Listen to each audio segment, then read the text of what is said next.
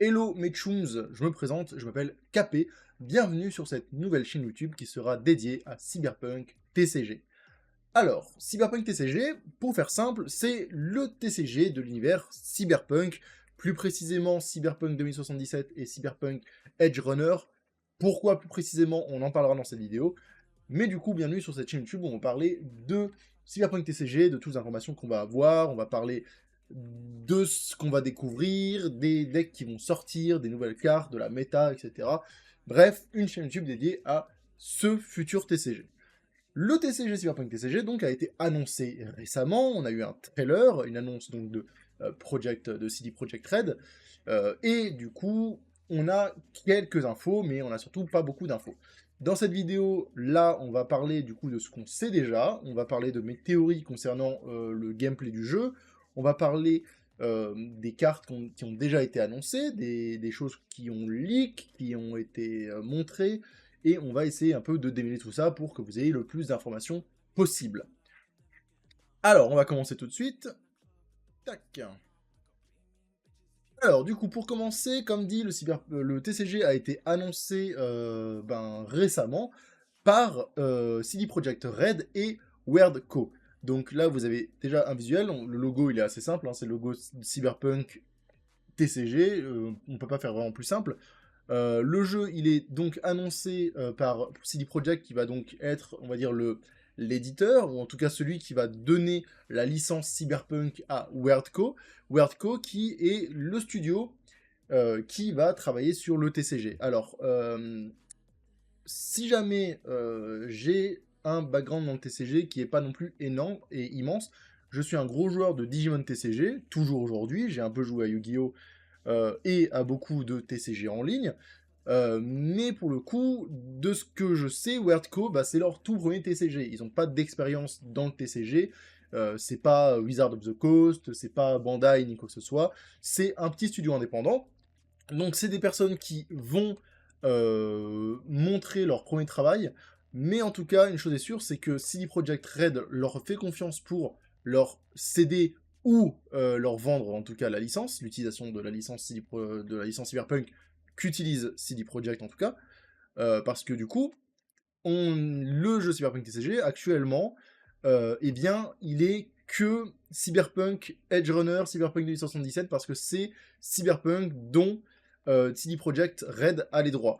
Euh, Aux dernières infos de ce qu'on sait, il n'y aura pas pour l'instant de Cyberpunk Red, de Cyberpunk premiers jeux de rôle, pas de Morgan Black End en tout cas pour l'instant, parce que eh bien, ils ont que la partie CD Projekt Red.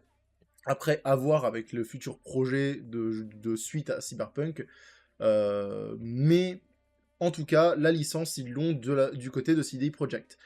Euh, pour ce qui est de la distribution, à mon avis, ça va être géré par CD Projekt, même si, on l'a vu, il y a des commentaires Discord du coup des développeurs, des game designers, qui expliquent qu'ils ont commencé à regarder par rapport à la distribution, notamment en regardant avec les LGS, donc les LGS c'est Local Game Store, donc les boutiques locales de jeux de cartes, pour voir un petit peu comment ils peuvent un peu distribuer ça, et ils le disent bien, across the world. Donc, on ose espérer une sortie Europe et donc une sortie en France. Je pense pas qu'on va avoir le jeu en français, très honnêtement. Après, on va le voir tout de suite après, mais le TCG semble être de l'anglais assez simple. Ça se rapproche beaucoup de Digimon, TCG, dans l'idée, donc de l'anglais assez simple, basique, avec beaucoup de keywords. Mais en tout cas, ça laisse espérer une sortie Europe et une sortie France, mais rien n'est sûr tant que le Kickstarter ne sera pas lancé.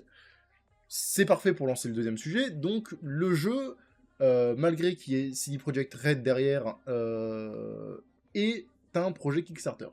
Alors, c'est pas la première fois que CD Projekt Red ils vont faire des projets en Kickstarter. C'est pas la première fois, et surtout, on n'est pas vraiment sûr de... Enfin, on sait pas comment vraiment suit CD Projekt Red derrière. En fait, soit ils ont juste vendu ou cédé la licence en faisant confiance au studio Wardco, soit ils vont vraiment distribuer le truc et mettre un peu d'argent. Dans les deux cas, je pense que le Kickstarter va aussi surtout servir, heu, de levier d'intérêt, parce que c'est en montrant qu'ils peuvent réussir un Kickstarter, ça va pousser CD Projekt Red à un peu plus, aider pour le développement, niveau financier et cetera. Et ben, tout simplement parce que, Weirdco, comme j'ai dit, c'est leur premier TCG, c'est un studio indépendant, donc il y a sûrement moyen, ben, qu'ils aient pas forcément les moyens. Surtout qu'en plus, s'ils ont acheté la licence, à CD Projekt Red, il y a moyen que tous leurs fonds soit parti dans l'achat de la licence Cyberpunk pour après faire le TCG derrière, et pour ça, bah, ils ont besoin de lancer un Kickstarter pour lever des fonds. En tout cas, pour l'instant, on n'a pas encore d'annonce officielle de quand sera lancé le Kickstarter. Il n'y a toujours pas le Kickstarter d'ailleurs, au moment où j'enregistre la vidéo. Je ne sais pas quand est-ce que je vais la sortir par rapport à quand je fais cette vidéo-là, mais j'espère dans pas trop longtemps. Parce que après, plus loin dans la vidéo, on va parler du gameplay, de l'idée que je me fais du gameplay, et ce serait bête que ce soit annoncé avant, juste avant que je sorte la vidéo et que ma vidéo soit vraiment outdated. Donc je pense, on va sortir assez rapidement. Donc le Kickstarter est toujours pas annoncé. À mon avis, ce sera pas pendant les fêtes, hein, ce sera sûrement en 2026. Le TCG est prévu, d'après des interviews IGN, pour une sortie en 2026. Ça me paraît quand même très rapide pour un Kickstarter qui n'est pas encore lancé. Mais on sait jamais. On sait pas. Mais en tout cas, sur le Discord, les développeurs, les game designers sont très actifs, répondent beaucoup aux questions.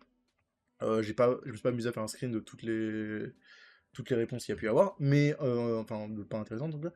Mais en tout cas, ils sont très actifs et ils ont l'air d'être très proches des joueurs et de la communauté, ça fait plaisir.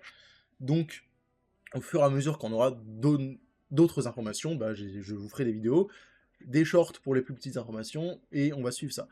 Donc, pour l'instant, on a juste l'annonce d'un Kickstarter. Autre chose, on a également l'annonce de... ben, il y a un cadeau si vous vous inscrivez à la newsletter du TCG. Donc, si vous inscrivez votre email pour avoir des informations, etc., vous récupérez une Lucina Kushinada, donc une carte, et ça a été annoncé, alors j'ai oublié le screen, mais ça a été annoncé sur le Discord, la carte sera gratuite et offerte à tous les gens qui mettent leur mail donc qui s'inscrivent. Sans différence de si... Il n'y a pas besoin de backer sur Kickstarter, il n'y a pas besoin d'avoir acheté des cartes du jeu. Non, c'est... ils ont dit, tout le monde qui s'inscrit, tout le monde qui met son adresse mail aura la Lucie.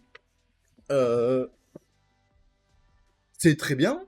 Maintenant, la question, c'est quand, comment et tout ça. Mais voilà, en tout cas, si jamais vous voulez voir les cartes dans vos mains avant de penser à lancer le jeu ou à faire quoi que ce soit avec, bah n'hésitez pas à aller vous inscrire. Vous avez une Lucina Kushinada gratuite, la carte est très très jolie. On ne sait pas encore comment vous rendre les cartes avec... on sait pas encore comment vont rendre les cartes avec les foils, etc. Mais en tout cas, la carte est très jolie. On parlera des cartes juste après, mais en tout cas, voilà. Ah, bah attendez. Non, voilà. Oui, bah, je fais pas attention à ce que je dis, mais du coup, si vous voyez juste là, pardon.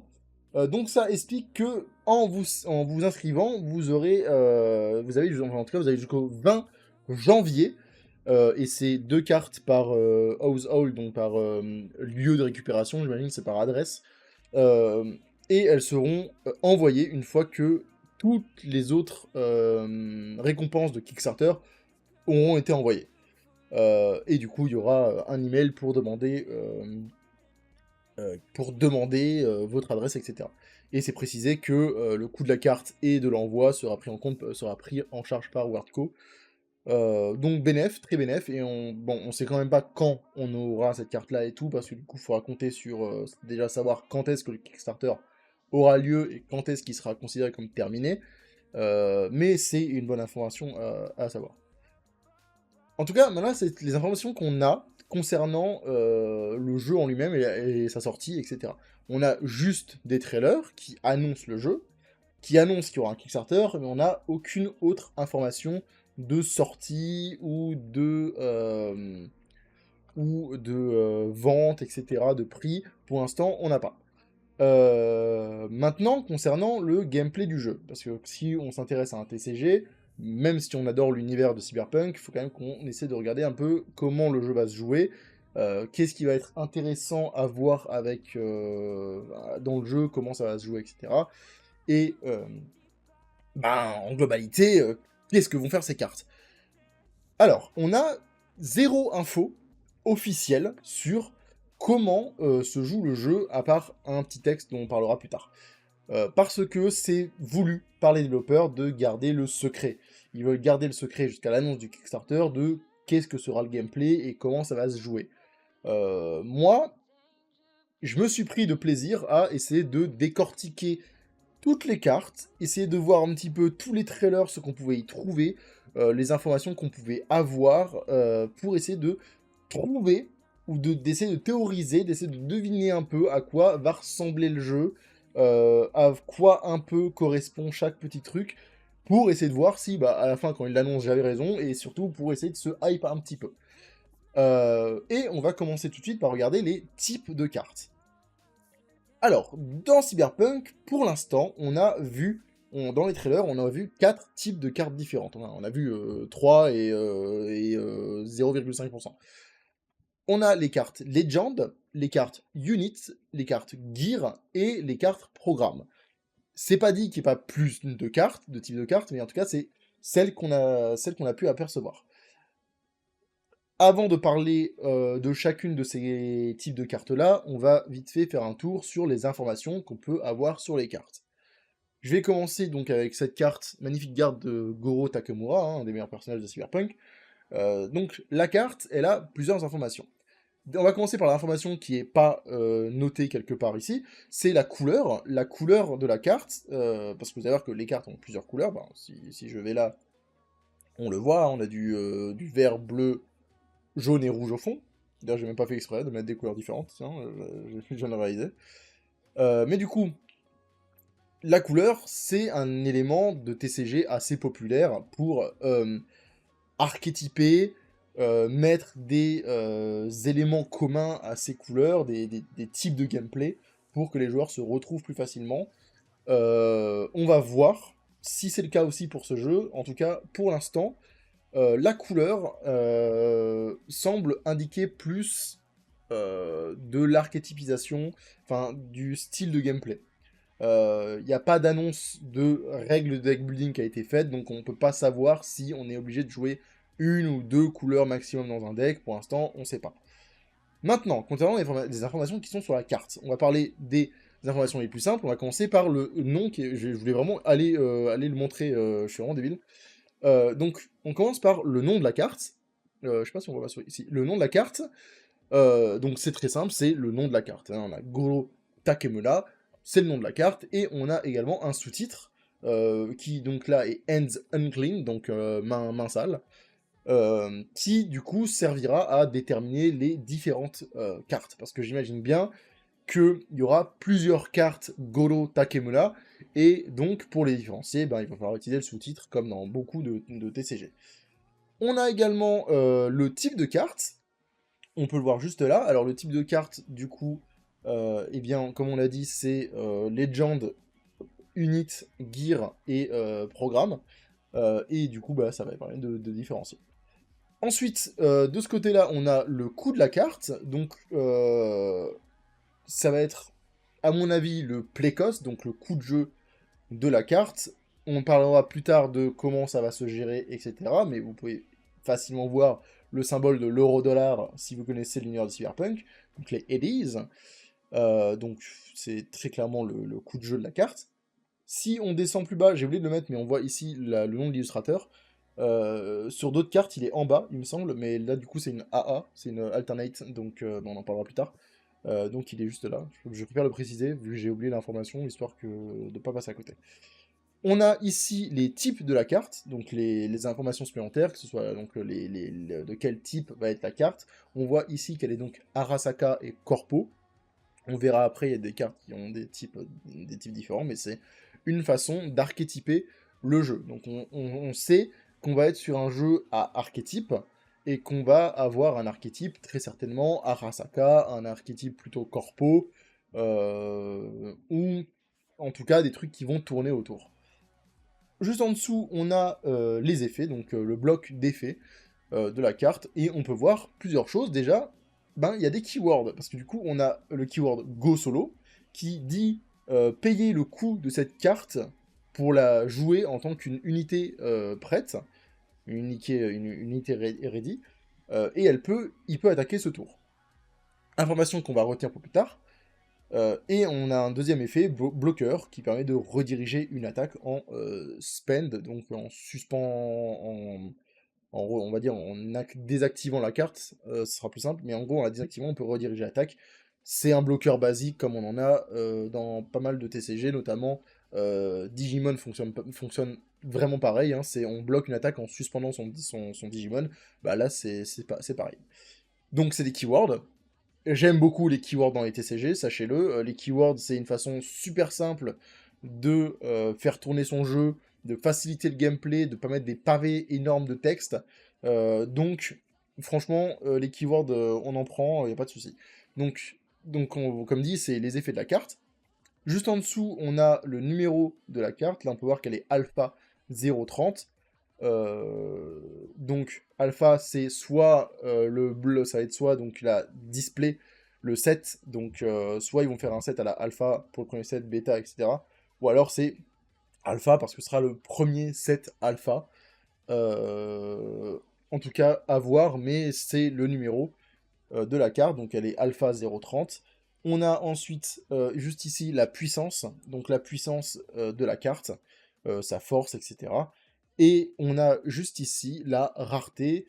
Point, alors j'ai mis un point d'interrogation, mais non, en vrai, c'est sûr, c'est la rareté. Mais voilà, en tout cas là, ici, c'est la rareté. Et enfin, le truc que c'est un peu dur de comprendre et de se situer sur ce que c'est, le petit carré ici, avec le x2, le x2. J'ai mis Gigs ou Street Cred, mais aucune idée. On parlera après de pourquoi Gigs et Street Cred, mais en tout cas, vraiment aucune idée de ce que ça fait. L'information est vraiment, pour le coup, je sais pas. J'ai recherché des logos, il me semblait que le logo me disait quelque chose de l'univers du jeu Cyberpunk, mais en recherchant et en fouillant un peu le dossier, je l'ai trouvé nulle part.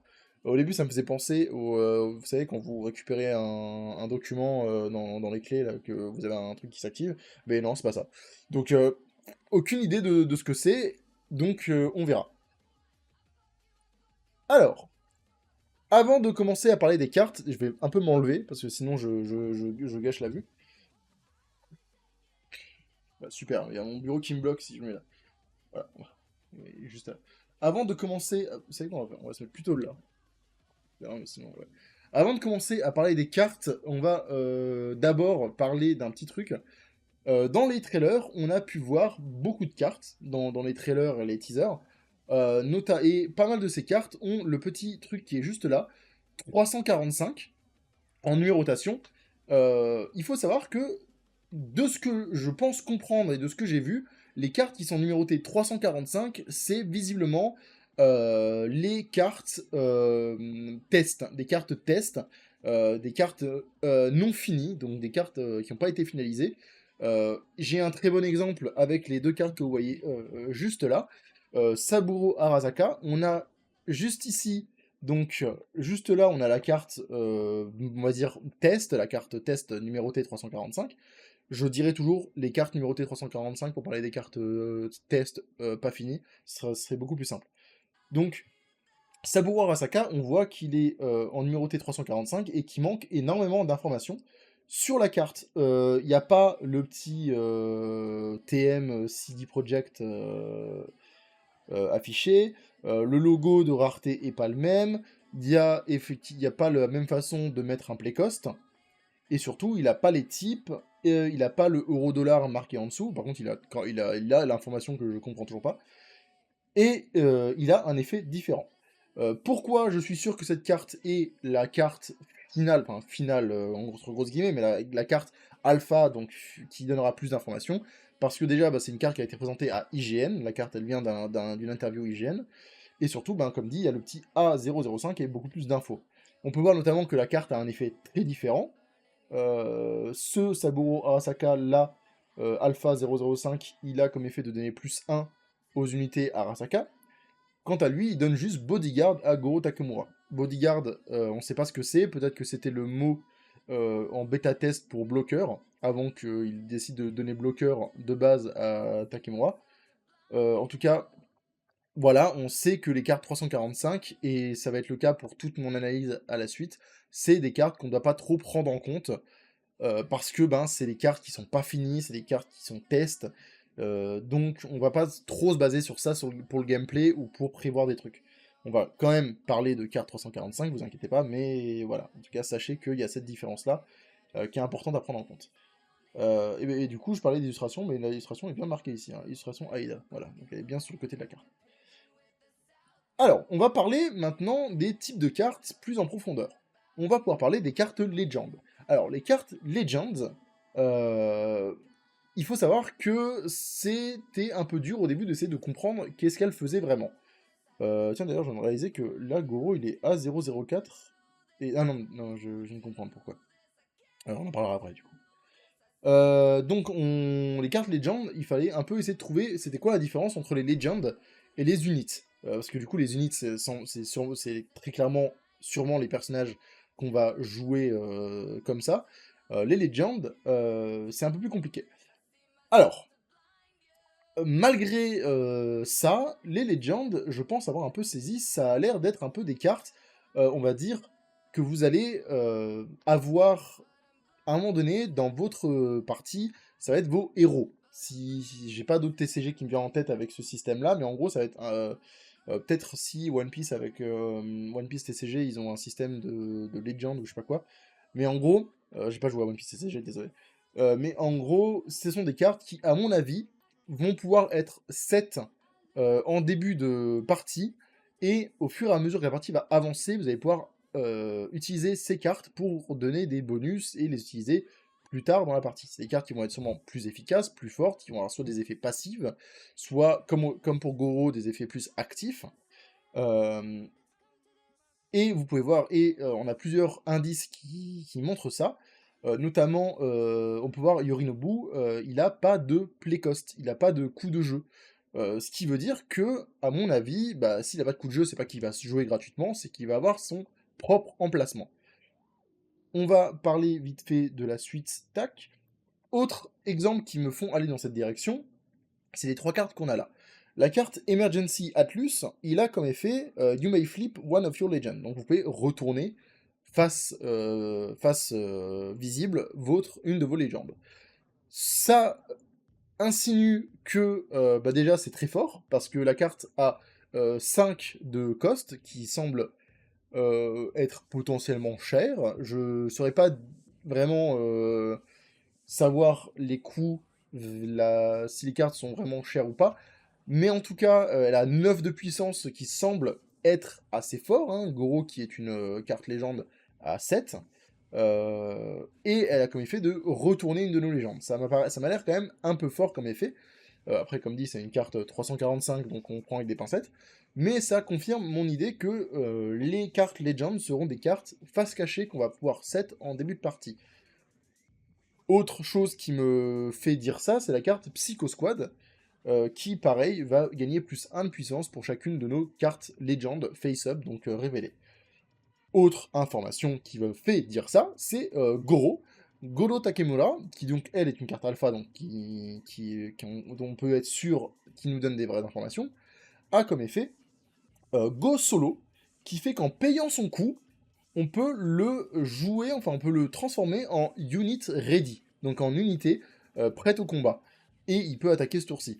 Ça me fait me dire qu'on peut déplacer Goro en zone d'action, et que donc il y aura 2 zones différentes, une zone pour les légendes et une zone de combat qu'on battle zone, quoi, et qu'on va pouvoir aller déplacer Golo pour l'utiliser comme une unité. Et c'est précisé, hein, il est considéré qu'il sera du coup joué comme une unité, une unité ready. Euh, Autre information aussi, c'est que là, par exemple, on voit que Golo, il a l'effet Go Solo, et on a une autre carte, donc on a V, Corpo V, qui a également marqué Solo, mais avec un autre effet en dessous. Et alors, encore là, pareil, c'est une carte 345, donc prendre avec des pincettes, mais je pense que l'effet qui est noté en dessous, à mon avis, est pas le solo, est un keyword, est l'ancêtre du keyword Go Solo. Et parce qu'on voit que c'est. Mais le problème, en fait, c'est qu'elle a 0 de play cost, donc ce serait très très fort. De payer 0 et d'envoyer une unité qui a 8, là, ce serait assez violent, hein. Mais voilà, en tout cas, ça me pousse dans mon idée, et je vais vous montrer ça. À mon avis, comment ça va être, c'est que ça va être comme ça. Alors, j'ai quand même piqué hein, pour le nombre de légendes qu'on va pouvoir poser, mais à mon avis, je pense qu'on va pouvoir avoir des légendes posées face cachée, et que avec notre deck qui sera là, enfin avec nos decks, notre défausse, on va pouvoir du coup, au fur et à mesure de la partie, les retourner et donc activer leurs effets, utiliser leurs effets. Par exemple, Yorinobu, il a un effet passif qui va affecter le long de la partie et notre adversaire et nos unités. Donc voilà ce que je pense au niveau des cartes légendes. Maintenant, pour parler plus de quelque chose d'un peu plus simple, on a les cartes unit. Donc les cartes unit, c'est très clairement les cartes personnages, les monstres, les caractères qu'on va utiliser comme cartes pour se battre avec notre adversaire. On peut voir que elles ont donc tous un coup de jeu. Elles ont également de la puissance. Donc là, pareil, c'est des cartes 345, mais on a, je crois, pas d'unité. Pas j'ai un doute, mais je crois pas qu'on a d'unité numérotée alpha. Mais en tout cas, voilà, ces cartes-là, donc, ont de la puissance. C'est clairement les cartes qu'on va utiliser pour s'affronter avec son adversaire, qu'on va pouvoir jouer en payant leur coût en euro-dollars, et ainsi aller battre notre adversaire. Ensuite, on a les cartes gear. Donc les cartes gear, c'est très clairement les cartes équipement. C'est des cartes qui vont donc s'équiper, et on peut le lire ici, à nos unités ou nos Legends face-up, et qui vont du coup donner des bonus à ces cartes. On voit par exemple la carte Mantis Blade, qui, là pour le coup, les gears sont alpha. Les deux sont, je cache, mais elle est numérotée alpha 019. Les deux cartes sont numérotées alpha, donc c'est des vraies infos qu'on a. On voit qu'elles ont un type, donc le type Cyberware et implant pour Mandibular Upgrade. Donc, comme expliqué, elles peuvent s'équiper à nos unités et donc donner plus 2, ou dans le cas de l'amélioration mandibulaire, de donner un effet supplémentaire. En fait, ça va fonctionner un peu comme les cartes Link dans Digimon ou les pilotes dans Gundam TCG, si vous arrivez un peu à vous faire l'idée. C'est-à-dire que c'est des cartes qui vont aller s'équiper à nos personnages, à nos units, pour donner des effets supplémentaires et des bonus supplémentaires. On a un très bon exemple dans le trailer, avec V et le gear Dying Knight, qui va donc donner à Solo V plus 2 de puissance, et l'effet attaque. Si vous avez 7 ou plus de street cred, vous pouvez battre vous pouvez détruire du coup un gear de l'adversaire avec un coup de 2 ou de moins. J'ai mis un autre exemple pour qu'on comprenne un peu mieux, avec la carte Kiroshi Optics, qui, si on l'équipe à Swordwide Hustle, va permettre à Swordwide Hustle de gagner l'effet d'attaque, de regarder une Legend face down de l'adversaire, et de donner plus 1 à sa puissance. C'est très clairement les cartes équipement qui vont donc permettre de booster nos personnages, et donc d'avancer de cette façon-là dans la partie. Attention avec les cartes équipement, parce que dans beaucoup de TCG, c'est soit très nul, comme dans Yu-Gi-Oh!, soit très broken, comme c'est en train un peu d'arriver dans Digimon TCG. C'est pas encore broken, mais en tout cas, c'est en train d'aller dans un truc qui va vite devenir très fort. Mais à voir, à voir. Ensuite, on a la carte où on a le moins d'infos, parce que là, ce que je vous montre ici, ça, là, c'est vraiment tout ce qu'on voit. Avant de commencer à faire mes recherches et tout, j'étais persuadé qu'il y avait que 3 types de cartes, et c'est tout. Mais j'ai vu juste ce petit coin, programme, et j'étais, bon bah, c'est bon, on les a, nos cartes magie.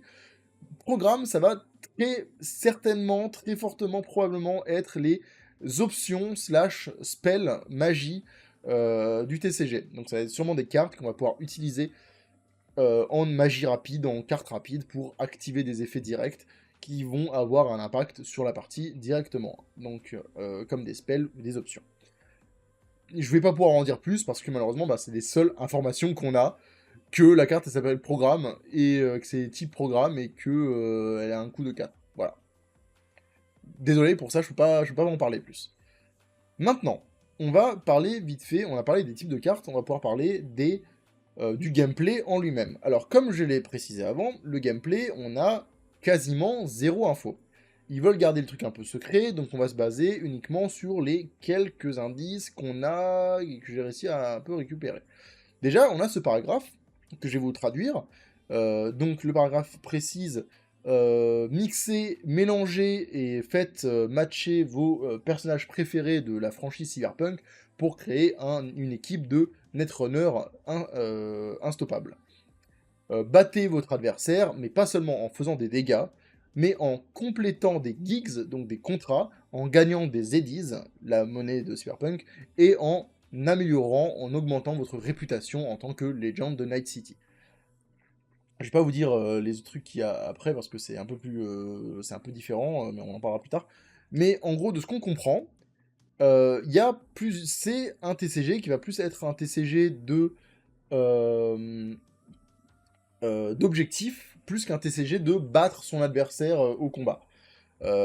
Et ce qui semble être la win-con, donc la condition de victoire, ça va être de remporter des gigs, donc des contrats. Comment ça va fonctionner? Là, pour le coup, c'est un peu plus compliqué, on en parlera plus tard. Là où on a le plus d'infos, c'est tout ce qui va être les eddies et la réputation. Les eddies, c'est très clairement la monnaie, la mana du jeu. On peut le voir avec les cartes alpha. On a un coup avec en dessous le symbole de l'euro-dollar, indiquant donc que ben, c'est leur coût de jeu et que donc ce qu'on va utiliser pour jouer ces cartes, c'est de l'euro-dollar, donc des eddies. Ça montre très clairement que eh bien, c'est une ressource. Maintenant, la question, c'est comment on va utiliser cette ressource, comment on va la gagner, comment on va en récupérer. Là, pour le coup, mais on a zéro info. Est-ce que ça va être un système de mana à la Hearthstone? Est-ce que ça va être un système ou de Dawn comme dans One Piece? De la mémoire comme dans Digimon? Est-ce que ça va être euh, plutôt comme un système de ressources qu'on va gagner et récupérer?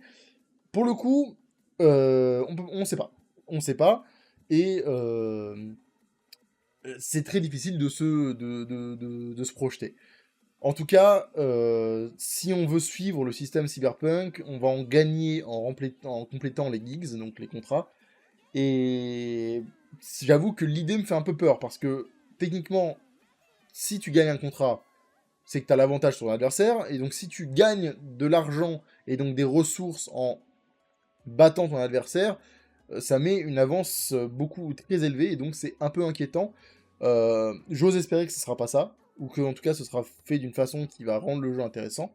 Mais actuellement, on n'a pas vraiment d'informations sur comment va se dérouler le gain de ressources et comment on va faire pour utiliser ces ressources, à quelle quantité on va en avoir, etc. Mais en tout cas, sûr et certain, l'euro-dollar, les eddies, donc ça va être la ressource mana du jeu. Maintenant, la street cred, c'est très clairement une autre ressource du TCG qui, elle, pour le coup, va plus être une ressource qui semble être ce que vous allez avoir vous. Comment ça va être géré, je sais pas trop. Au début, je pensais que c'était que les petits carrés qui sont là, ça indique un niveau de street cred, et donc en avoir x2, plus x2, ça fait que vous avez 4 de street cred. Le problème, c'est que si vous regardez les effets, alors pas ici et ici, mais sur les cartes qui sont alpha en tout cas, comme par exemple, je sais pas si je peux retourner, mais sur Dying Light, on voit qu'il y a pareil, il y a aussi cette petite étoile. Ça me paraît pas déconnant que l'étoile, ce soit pas ça du coup. Mais maintenant, où est-ce que ce sera indiqué? Comment ce sera récupéré? Où est-ce qu'on va le notifier, le noter quelque part? C'est le truc un peu plus compliqué. Mais en tout cas, sûr et certain, la Street Cred, ça va être une ressource qui va permettre de booster ces cartes ou de compléter des trucs. Enfin, de ce qu'on peut lire sur les cartes de Yorinobu Arasaka, va donc activer des effets supplémentaires, enfin, on va activer moins d'effets, mais qui donnent un bonus en tout cas, si on a un certain nombre de Street Cred. Cette carte-là fait gagner de la Street Cred à un Giggs, on en viendra après, et cette carte-là peut compléter un Gig que s'il a 3 ou moins de Street Cred. Donc ça permet un petit peu de se projeter, mais ça a l'air de faire comprendre que la Street Cred, c'est très clairement une seconde ressource qui sera à gagner pour augmenter ses capacités dans la partie. Maintenant, concernant les Gigs. On va rester sur cette page pour les Gigs parce que ça nous donne un peu des infos. Déjà, on sait que les Gigs peuvent avoir un nombre de Street Cred. Et que on peut avoir nos propres Gigs. Maintenant, le problème, c'est que il faut un peu, c'est de savoir qu'est-ce qu'un Gigs. Comment c'est mis en place. Plusieurs théories. Est-ce que ça va être comme pour Gundam ou Digimon et ça va être une genre de sécurité? Et que donc les gigs, c'est effectivement ce qui est notifié ici. Et que donc le gigs ici, qui est notifié x2, peut être mis à plus 2 et donc passer à 4. Et donc ces cartes-là seront face visibles. Ou alors, est-ce que ça va être un deck à part avec des cartes qu'on n'a pas encore vues et qui donc vont être des cartes spéciales qui vont être notées comme étant des cartes gig, donc des contrats, et on va pouvoir se faire un deck de contrats pour essayer de bloquer plus ou moins notre adversaire dans la partie. Ça peut être très intéressant d'avoir un deck à part avec des cartes à part, et donc de forger soi-même notre deck de bouclier, entre grosses guillemets, pour aller essayer de taper son adversaire, de battre son adversaire de cette façon. C'est une idée qui peut être très intéressante, et qui colle à l'univers de Cyberpunk. Après, il faut que ce soit vraiment bien géré. Pour ce qui est des niveaux des sécurités, ça marche aussi très bien. Pas forcément dans l'univers, je veux dire, mais ça marche très bien dans l'idée qu'on peut s'en faire. Si c'est effectivement l'icône qui est juste ici, on peut considérer que donc, les cartes seront face visibles, et que les gigs, donc ça va être ici, et que c'est quantifié par ce chiffre qui est ici, et que, eh bien, gagner un gigs va nous permettre de potentiellement s'ajouter de la street cred. Ou alors, le nombre de nos gigs va dépendre de notre street cred. Comme dit, c'est très compliqué de saisir un peu comment ça va se jouer et comment ça va se décider. Mais en tout cas, pour l'instant, pas vraiment d'informations. Maintenant, on a fini de parler un petit peu du gameplay, en tout cas pour ce qui est du déroulement d'une partie et du jeu. On va pouvoir maintenant parler des types de cartes et donc des couleurs. Les couleurs, dans les jeux de cartes en général, c'est un truc dont on aime bien parler. Souvent, quand quelqu'un commence un jeu de cartes, il va souvent les demander par rapport aux couleurs. Et on va essayer de voir, là, justement, qu'est-ce que font les couleurs. Pour l'instant, on a 4 couleurs. On a rouge, vert, jaune et bleu. Et on va essayer de décrypter un petit peu qu'est-ce que font ces couleurs, comment elles vont se jouer. La couleur où on a le plus d'informations, c'est vert. C'est parce que déjà, on a 2 cartes alpha qui ont des très bonnes informations dessus. Vert, elle a des effets qui semblent nous indiquer plutôt du fast play, de l'agressivité, une façon de jouer un peu rapide, d'aller plus vite dans la partie. Pourquoi je dis ça? Parce que on a Saburo Arasaka qui va donner plus de puissance à ses unités. Et les unités, on le voit avec l'effet de Saburo Arasaka, si elles ont plus de 10 de puissance, elles vont pouvoir récupérer un gig en plus. Donc, ça me pousse aussi dans l'idée que les gigs vont être des genres de sécurité, et donc ça va être un système de sécurité attaque plus 1, etc. Mais du coup, les unités vont pouvoir voler des contrats avec 10 de puissance de plus. Donc en donnant plus de puissance à ces cartes, il va permettre d'accélérer la partie. Goro Takemura, avec son effet Go Solo, même si en voyant que les autres Legends, elles ont aussi un cost, j'imagine que c'est un effet qui va être sur pas mal de cartes Legends. Mais on va se prendre ce qu'on a pour l'instant. Go Solo fait qu'il se transforme en unité, permettant également une façon d'accélérer la partie. Pareil, Emergency Atlus a comme effet de pouvoir flip une de vos Legends. Si ce que je pense est vrai et qu'au fur et à mesure de la partie, on va les retourner plus on avance dans la partie, pardon, c'est encore une fois une façon d'accélérer la partie, de prendre l'avantage, on va dire, en vitesse. Donc, selon moi, et ça va aussi correspondre aux cartes alpha, enfin aux cartes 345 sans information qui nous sont montrées, donc on a Panam et Jackie dans ces cartes-là, ça me pousse, et ça, leur personnalité marche vraiment avec ce que je pense, hein, mais du coup, ce serait sûrement un deck qui va être très bourrin, très rapide, ou alors c'est aussi potentiellement la couleur, un deck, mais je veux dire couleur, ou alors ça va juste être un deck très qui va un peu marcher dans toutes les catégories. En tout cas, on va voir. Ensuite, on a la couleur jaune. C'est la deuxième couleur où on a le plus d'informations, entre grosses guillemets, attention, hein, parce que on a les gears alpha, donc qui sont jaunes.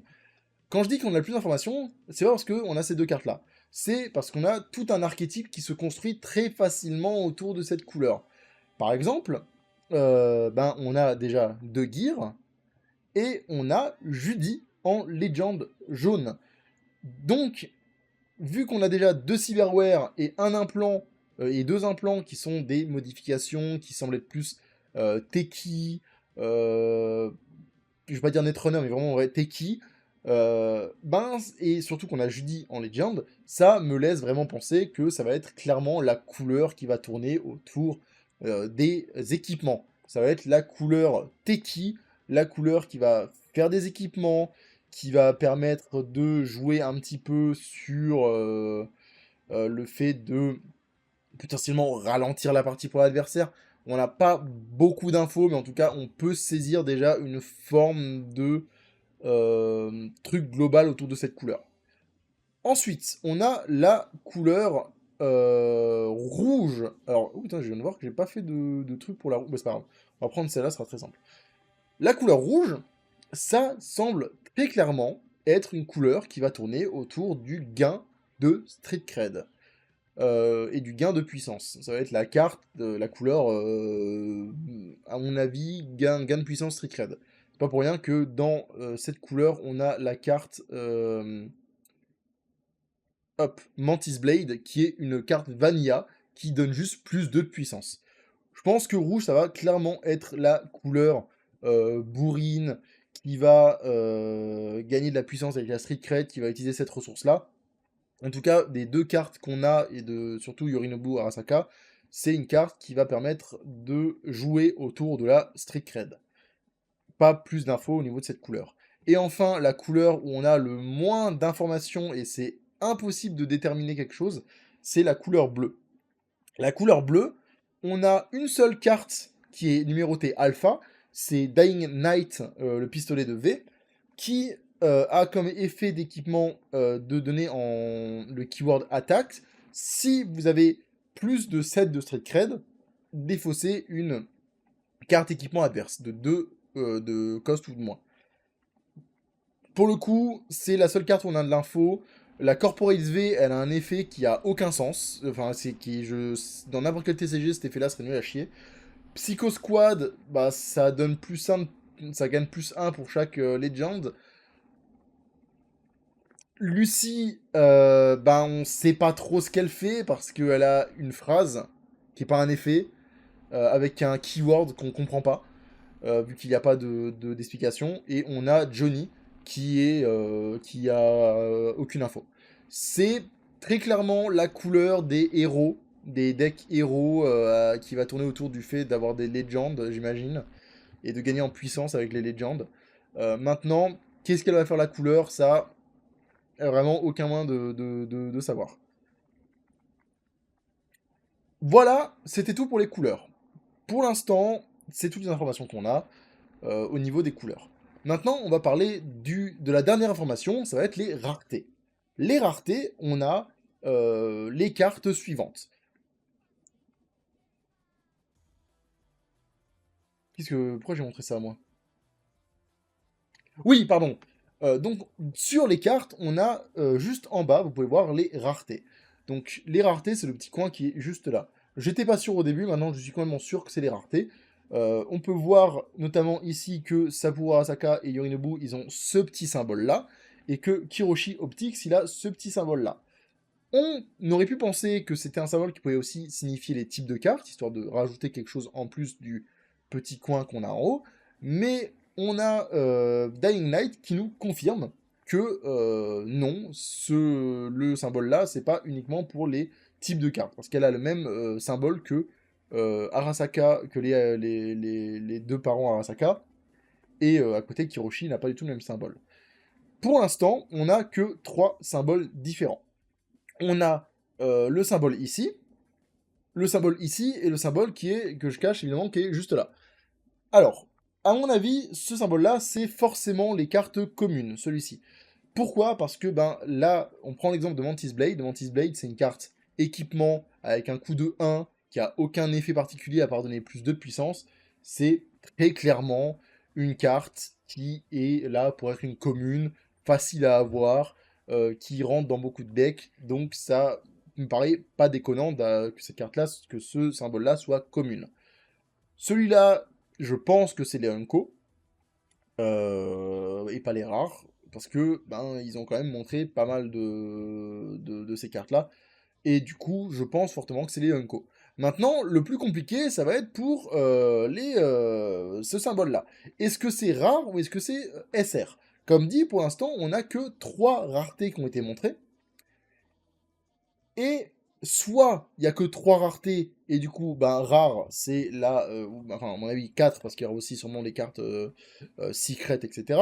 Mais en tout cas, on ne sait pas vraiment si ça va être rare ou SR, ou si jamais c'est S. Il y a 5 raretés, 4 raretés basiques, et qu'on n'a pas encore vu les rares, hein, parce que pour moi, c'est sûr que ces cartes-là sont la rareté finale, parce qu'on va parler de quelque chose après, et vous allez comprendre aussi pourquoi je pense ça.